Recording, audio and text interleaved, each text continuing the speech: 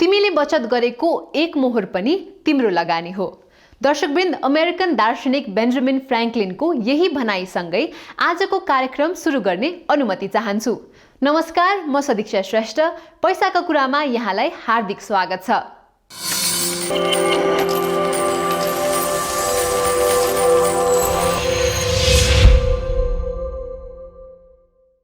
दर्शकवृन्द, एउटा प्रश्न सोधौं। तपाई अहिले पैसा कहाँ राख्नुहुन्छ? तपाईलाई लागिरहेको हुन सक्छ यो प्रश्न किन भनेर। किनकि कुनै जमाना थियो थैलीको, जतिखेर मानिसहरूले आफूसँग भएको पैसा त्यही थैलीमा राख्ने गर्दथे। तर अहिले कहाँ त्यो जमाना रहेर।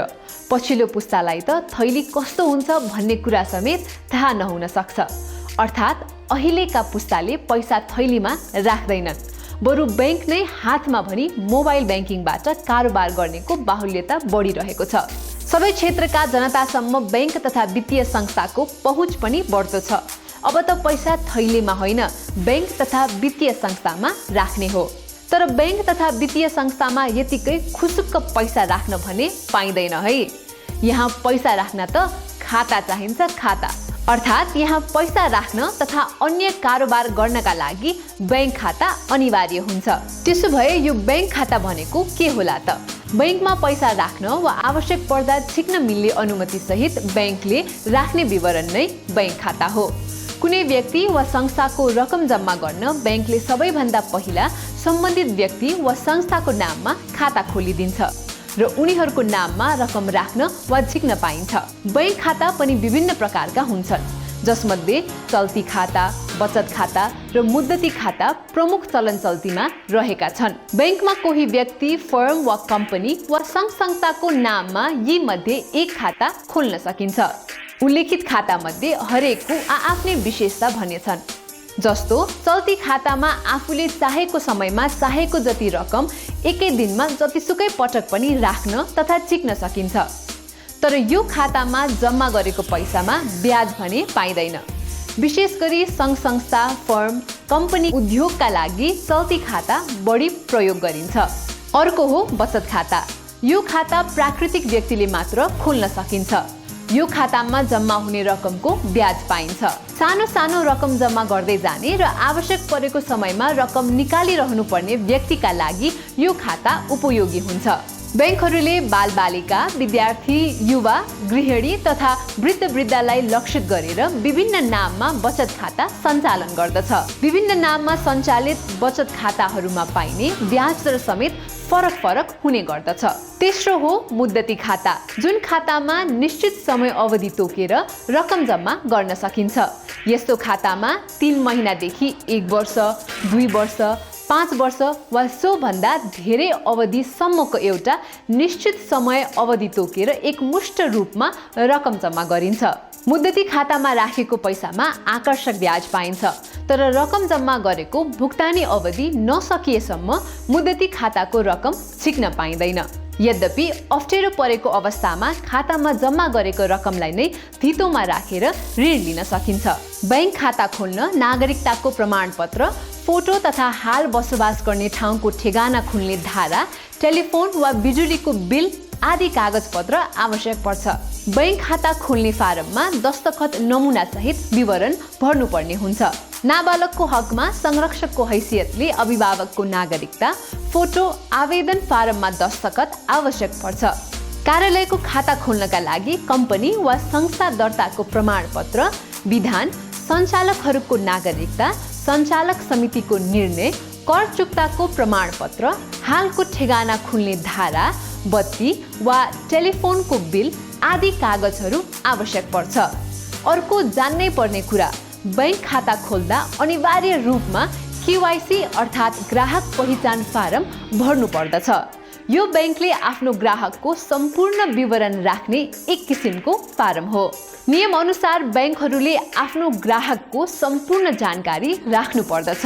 केवाइसी फर्ममा आफ्नो फोटो, परिचय पत्र, ठेगाना, पारिवारिक विवरण, आम्दानीको स्रोत, वार्षिक कारोबार हुने अनुमानित रकम लगायत विवरण पूर्ण रूपमा खुलाउनु पर्दछ। हालको ठेगाना खुल्ने गरी नक्सा समेत केवाइसी फर्ममा कोर्नुपर्ने हुन्छ। केवाइसी फर्म मार्फत आफ्नो ग्राहकसँगको सम्बन्ध र कारोबारमा बैंक ढुक्क हुनुका साथै आवश्यक परेको बेलामा ग्राहकलाई सजिलै सम्पर्क गर्न पनि सक्दछ। साथै ग्राहकको कुनै पनि विवरण परिवर्तन भएमा खाता भएको बैंकमा जानकारी गराई ग्राहक पहिचान फारम अद्यावधिक गर्नुपर्दछ। याद गर्नुहोस्, बैंक वा वित्तीय संस्थामा खाता खोल्दा मुख्य रूपमा निम्न कुराहरूमा ध्यान दिनै पर्छ है। 1.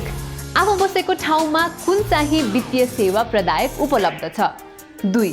त्यो वित्तीय सेवा औपचारिक हो वा होइन। 3. तिनीहरूको समाजमा राम्रो प्रतिष्ठा छ कि छैन। 4. के त्यहाँ तपाईको धन सुरक्षित हुन्छ। 5. तिनीहरूले के कस्ता वित्तीय सेवाहरू उपलब्ध गराउँछन्। 6. वित्तीय सेवा उपलब्ध गराउने संस्थाको प्रक्रिया सरल छ कि छैन। 7. बैंक वित्तीय संस्थाका कर्मचारीसँग तपाईको मित्रवत सम्बन्ध हुन सक्छ कि सक्दैन। र 8. उपलब्ध वित्तीय सेवा तपाईको आवश्यकतासँग मेल खान्छ कि खाँदैन। यद्यपि व्यक्तिको आवश्यकता अनुसार एक भन्दा बढी बैंक या वित्तीय संस्थामा पनि खाता खोल्न सकिन्छ। बैंकिङ खाता अहिले सबैका लागि अनिवार्य जस्तै बनेको छ। बचत गर्न वा अन्य कारोबार मात्र नभई तलब, सामाजिक सुरक्षा भत्ता, पेन्सन, वृद्ध भत्ता वा सरकारबाट प्राप्त हुने रकम पाउनका लागि पनि बैंक खाता आवश्यक हुन्छ। अर्को महत्त्वपूर्ण कुरा, बैंक मार्फत कारोबार गर्नु भनेको तपाईको कमाई र खर्चलाई पारदर्शी तथा सुरक्षित बनाउनु हो है।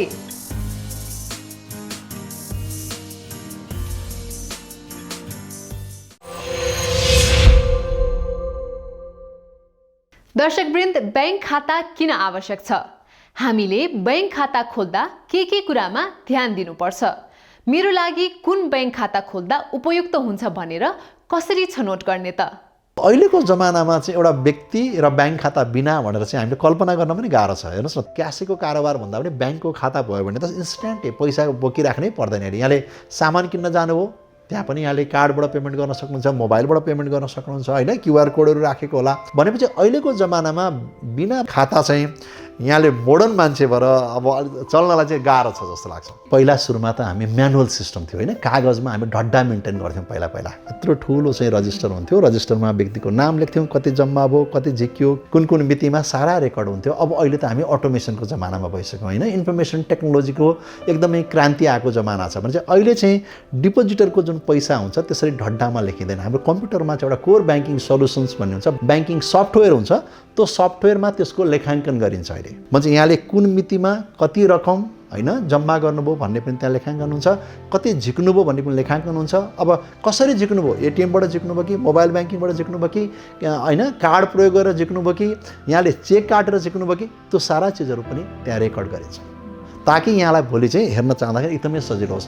नभए हिजो अस्ति हामीले ब्याङ्कमा त्यो रजिस्टर मेन्टेन हुन्थ्यो अनि ग्राहकलाई हामी पासबुक भन्ने दिन्थ्यौँ, अहिले केही चाहिँदैन। अहिले हेर्नुहोस् न, यो मोबाइल छ, यो मोबाइलमा मेरो सारा चिजहरू चाहिँ कति जम्मा भयो, कति झिक्यो, कसले झिक्यो, सारा चिजहरूको रेकर्ड यहाँ आउँछ। मेरो पैसा पनि सुरक्षित हुने भयो, मैले ब्याज पनि पाउने भएँ, भनेको बेलामा मैले झिक्न पनि सक्ने भएँ। मैले ब्याङ्कलाई कुनै निर्देशन दिएँ, मेरो छोराछोरी चाहिँ उता ताप्लेजुङमा पढेका छन्, दिल्लीमा पढेका छन्, अमेरिकामा पढेका छन् भने केही इन्स्ट्रक्सन दियो भने पैसा त्यहीँ ट्रान्सफर पनि हुने भयो, रकमान्तर गर्न पनि सजिलो हुने भयो। भनेपछि त ब्याङ्कमा खाता खोल्दाखेरि हामीले के पायौँ, एउटा सुरक्षा पायौँ, एउटा चाहिँ हामीले प्रतिफल पायौँ, एउटा तरलता पायौँ, अर्को चाहिँ सहजता पायौँ। यी सबै किसिमका सुविधाहरू ब्याङ्कमा हुने भएको हुनाले ब्याङ्कमा ग्राहकहरू चाहिँ खाता खोल्नुहुन्छ। खाता ब्याङ्कमा खोल्ने भनेको एउटा ब्याङ्कसँग कन्ट्र्याक्ट गर्ने हो। कन्ट्र्याक्टमा टर्म्स एन्ड कन्डिसन्सहरू, शर्त बन्देजहरू हुन्छन्। त्यो शर्त बन्देजको अधीनमा रहेर हामी खाता खोल्छौँ।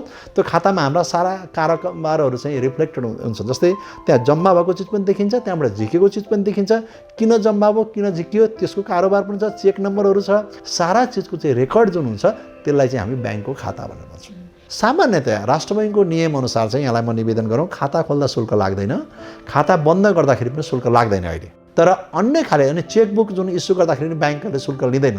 तर अन्य खाले सुविधाहरू चाहिँ यहाँले जस्तै कार्डहरू चाहिँ एटिएममा प्रयोग गर्ने कार्डहरू, पसमा युज गर्ने कार्डहरूको लागि चाहिँ हो भने कुनै ब्याङ्कले शुल्क लिएका होलान्, कुनै ब्याङ्कले शुल्क नलिएका होलान्। त्यसरी इन्टरनेट ब्याङ्किङमा पनि कुनै ब्याङ्कले शुल्क लिएका होलान्, कुनै ब्याङ्कले शुल्क नलिएको होला। मोबाइल एपको केसमा, मोबाइल ब्याङ्किङको केसमा कुनै ब्याङ्कले शुल्क लिएका होलान्, कुनै ब्याङ्कले शुल्क नलिएको होला। तपाईँ ब्याङ्क पछि फरक हुन्छ। तर खाता खोल्नलाई खाता चेकबुकबाट सञ्चालन गर्नको लागि र खाता बन्द गर्दाखेरि चाहिँ कुनै शुल्क लाग्दैन। सामान्यतया ग्राहकले हेर्ने चाहिँ मेरो पैसा सुरक्षित छ कि छैन, मैले राम्रो प्रतिफल पाउँछु कि पाउँदिनँ, मेरो चाहिँ पैसा चाहिँ तरल छ कि छैन, भनेको बेलामा झिक्न पाउँछु कि पाउँदिनँ, र मलाई जुन सहजता म खोजिरहेको छु त्यो सहजता छ कि छैन भनेर चाहिँ हामीले हेर्ने। पैसा ब्याङ्कहरूले सुरक्षित राख्ने विभिन्न खाले प्रविधिहरूको प्रयोग गरी आउँछन्। इन्फर्मेसन सिक्युरिटी अफिसरहरू राखेका हुन्छन् कन्टिन्युसली मोनिटरिङ गर्नलाई, कतै ब्याङ्कको सिस्टममा ह्याकिङहरू भइरहेको छ कि भनेर हेर्नको लागि। ब्याङ्कले सेफगार्ड त्यो पैसा सुरक्षा राख्नको लागि विभिन्न चिजहरू गरेको हुन्छ। पब्लिकले पनि के ध्यान दिनु पऱ्यो भने यो पासवर्ड कसैसँग सेयर गर्नु भएन, आफ्नो चाहिँ इन्स्ट्रुमेन्टहरू चाहिँ सुरक्षित साथ राख्नु पऱ्यो। म एटिएममा गयो भने त्यहाँ पनि मैले पिन युज गर्नुपर्छ नि त होइन, पासवर्ड युज गर्नुपर्छ नि त होइन, त्यो चाहिँ हामीले कसैसँग सेयर गर्नु भएन। कतिपयले चाहिँ के राखिदिनुहुन्छ भने जहाँ चाहिँ त्यो कार्ड छ कार्डैनेरि चाहिँ पासवर्ड चाहिँ ठ्याक्क चाहिँ जोडेर राखिदिनुहुन्छ बिर्सिन्छ भनेर, त्यो चाहिँ गर्नु भएन। किन पर्स हराउँदाखेरि दुइटै चिज हराउन सक्ने भयो नि त, त्यो चिज चाहिँ गर्नु भएन। यो पिन अथवा पासवर्ड चाहिँ सकेसम्म दिमागमा राख्नु पऱ्यो।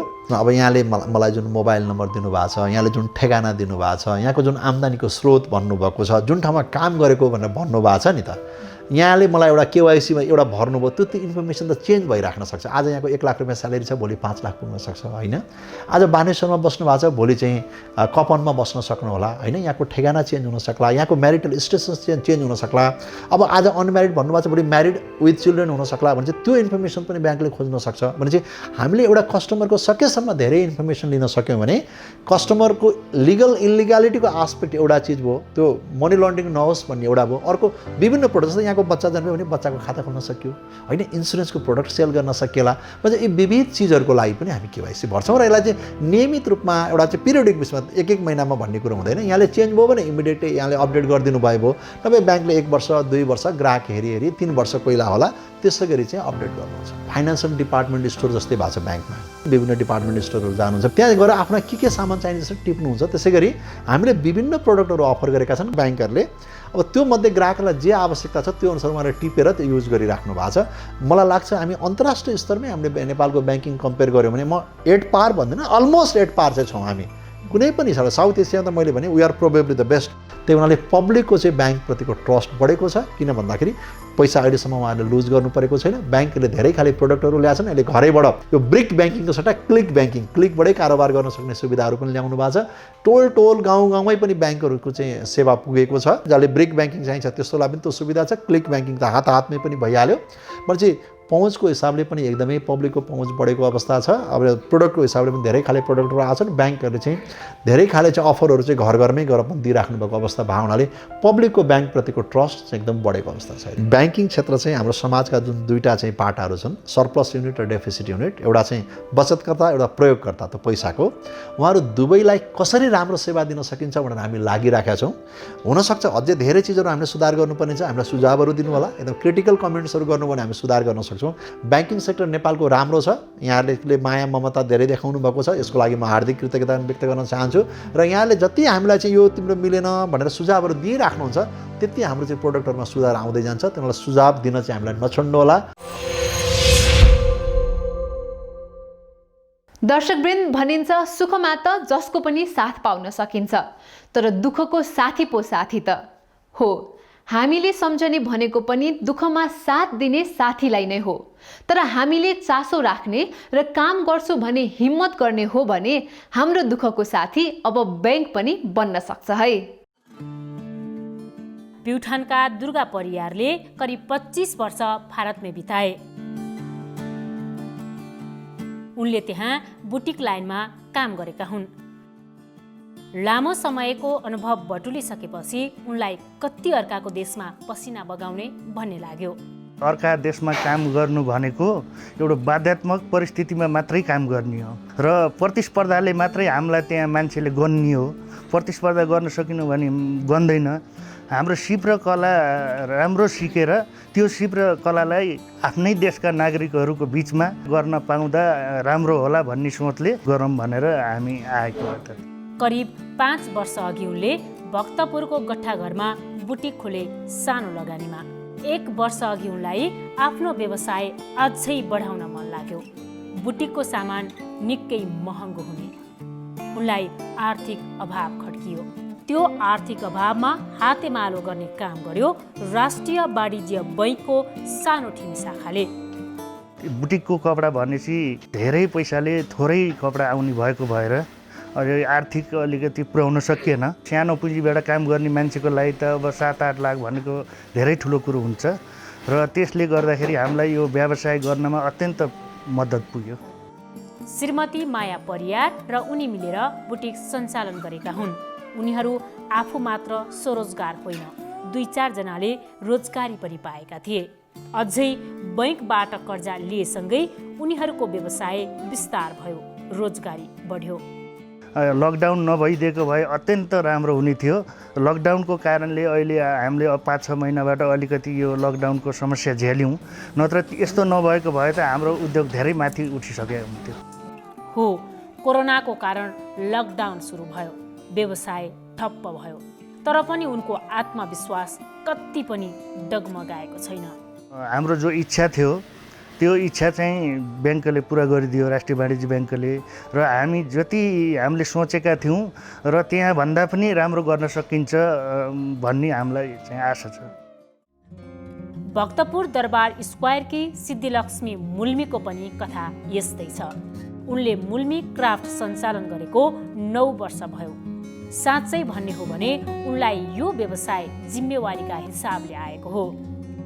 अनि यसैमा लाग्छु भनेर लागेको चाहिँ होइन। मेरो श्रीमान चाहिँ यो ह्यान्डिक्राफ्ट सम्बन्धी काम गर्नु छ, अनि म चाहिँ बच्चाहरू हेरेर बस्थेँ। अनि अब भनौँ न समय बित्दै जाँदा कस्तो भयो भने उहाँ चाहिँ धेरै जस्तो मुलुक बाहिर जानुहुन्छ कि, अनि पछि त अब यहाँ हेर्ने चाहियो नि त। त्यसपछि चाहिँ नै मैले पनि बिस्तारै हेर्दै अनि भनौँ न यसमा म लागेँ। पहिला त यस्ता सामानहरू विदेशी ग्राहकले मात्र किन्छन् भन्ने थियो, तर अहिले अवस्था परिवर्तन हुँदैछ। अहिले चाहिँ नि कस्तो छ भने हाम्रो नेपालीहरूले पनि धेरै किन्न थालेको छ। ह्यान्डिक्राफ्ट सम्बन्धी बुझेछ, सुन जस्तै हो यो हाम्रो ह्यान्डिक्राफ्ट भने। आज हामीले भनौँ न 1 वर्षमा हामीले 500 जाने किन्यो भने यसको पनि मूल्य 2-3 वर्षमा 1000-2000 बढ्दै जान्छ कि। त्यही भएर यसको ह्यान्डिक्राफ्टको अहिले नेपाली बजारमा पनि राम्रै मार्केट छ। स्वदेशी ग्राहकले समेत उनीहरूले बनाएको सामान मन पराउन थालेपछि उनी निकै हौसिन्। उनमा आफ्नो व्यवसाय विस्तारको सोच आयो, तर लगानी थप्ने रुपैयाँ कसरी जोहो गर्ने बाटो खोज्दै थिइन्। एक दिन समुदायकै एउटा समूहमा सहभागी हुने क्रममा एकजना साथीले उनलाई बैंकबाट लोन लिन सकिने कुरा सुनाए, तर यसअघि उनले कहिल्यै पनि कर्जा लिएको थिएनन्। उनलाई त्यति विश्वास लागेन, तर पनि उनलाई एकपटक बुझ्न भने गजखच्यायो नै। त्यही गजखच्याइले उनलाई बैंकसम्म पुर्यायो। बुझ्दाखेरि के भयो भने उहाँले यो तपाईँले यदि ल्याउनु भयो भने चाहिँ हामी दिन सक्छौँ भन्यो क्या। अनि एउटा कुरा हामीले के सोच्नुपर्छ भने जहाँसुकै जाँदाखेरि पनि हामीले जुनसुकै कुरा गर्दाखेरि चाहिँ भएको कुरा गर्नुपर्छ। आफूले अब भनौँ न कोही मान्छे त म ह्यान्डिक्राफ्टको गरिरहन्छु, उसले चाहिँ अर्कै देखाउँछ क्या। डकुमेन्ट चाहिँ नै पुरा जे माग्यो त्यो चाहिँ राम्रोसँग हामीले प्रिपेयर गरेर त्यहाँ पेस गऱ्यो भने चाहिँ हामीले पाउँदो रहेछ। बैंकमा पुगेर उनले सबै कुरा बुझिन् अनि आवश्यक कागज तयार गरिन्। कर्जाका लागि बैंकमा निवेदन दिइन्। त्यसको केही समयपछि नै विश्वव्यापी महामारी बनेको कोरोनाले नेपालमा पनि लकडाउन सुरु भयो। उनको काम सबै ठप्प भयो। अब के गर्ने, कसो गर्ने, भाडा कसरी तिर्ने, कालीगढलाई कसरी पैसा दिने, उनलाई छटपटी हुन थाल्यो। त्यही लकडाउनकै समयमा उनलाई बैंकबाट फोन आयो, जुन फोन जीवनकै महत्त्वपूर्ण फोन हो जस्तो लाग्छ अहिले उनलाई। मलाई त 9 लाख पाएको 9 करोड जस्तै भएछ कि। त्यो लकडाउनको टाइममा अब हाम्रो त ठ्याप्पै 6-7 महिनादेखि त बोनी त के एकदमै ठ्याप्पै छ कि। अब यो त फेरि टुरिज्म भयो नि त होइन। अब टुरिज्म प्लस फेरि हाम्रो आन्तरिक पर्यटकहरू पनि आएको छैन नि त। त्यही भएर धेरै गाह्रो भइरहेछ। अब भनौँ न वाणिज्य बैंकबाट 9 लाख दिनुभएको छ, त्यही भएर धेरै राम्रो भइरहेछ। भनौँ न काठ किन्नलाई युज गरे हाम्रो रेन्टहरू तिर्नुपर्ने छ, रेन्ट दिनलाई युज गरे हाम्रो अब भनौँ न कालीगरहरू छ, उहाँलाई त हाम्रो कन्टिन्यू नै त्यही पैसाले नै भनौँ न काम सुरु गराइरहेछु अहिले। हो, असहज परिस्थिति त अझै छ, तर उनको हिम्मत डगमगाएको छैन। बरु काम गर्न सक्छु भन्ने आत्मविश्वास बढेको छ। अब यसमा सबैभन्दा मेन कुरा मलाई के राम्रो लाग्यो भने महिला उद्यमीलाई फोकस गरेछ। त्यसमा पनि 2.5 होइन, धेरै सस्तो हो नि त। अनि बैंकले भनेको प्रक्रिया पुरा गर्यो भने चाहिँ नै बैंकले चाहिँ नै महिला उद्यमीलाई चाहिँ नै सपोर्ट गर्छ जस्तो लाग्छ मलाई।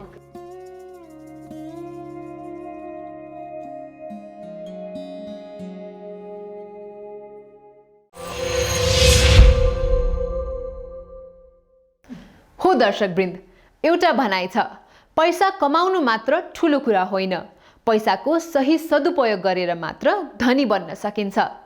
त्यसैले महत्त्वपूर्ण कुरा यो हो कि जति पैसा कमाउनेमा ध्यान दिन आवश्यक छ त्यो भन्दा कयौं गुणा बढी पैसाको सही सदुपयोगमा।